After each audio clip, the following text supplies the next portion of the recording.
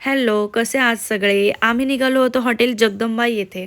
खेडशिवापूर ला आहे ते म्हणजे पुणे-सातारा रोड खेडशिवापूर जवळ आहे. तर जाता-जाता आम्ही घाटातनं हा मस्त व्ह्यू एन्जॉय केला.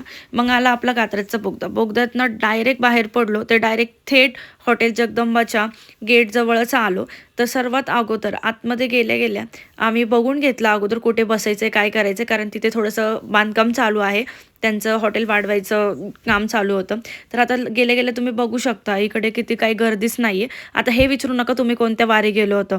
तर आम्ही सोमवारी गेलो होतो. इथे आमच्या टीममधले लोकं काही बघत नाही कोणता वार आहे, कोणता नाही. डायरेक्ट खाण्यावरती ताव मारतात. तिथे त्यांनी लिहिलेलंच होतं, एका व्यक्तीने एकच थाळी घ्यायची. ती थाळी काही शेअर करायची नाही. मग आला हा बाई बादली घेऊन. बादली भरून रस्सा घेऊन आला. तर आमच्या टीमला वाटलं, "अरे बापरे! बादली भरून आणलंय, किती प्यायचा, किती नाही." मग आली आमची व्हेज थाळी. महाराष्ट्रीयन थाळी घेतली होती आम्ही. तर त्यामध्येही चांगलं मेनू होता त्यांचा. 3 प्रकारच्या भाज्या, वरण-भात, भाकरी आणि तूप लावलेली भाकरी होती हां इकडे. म्हणून हे हॉटेल जरा फेमस आहे नॉन-व्हेज लोकांसाठी. त्यानंतर मग आम्ही इथे बाहेर गेलो.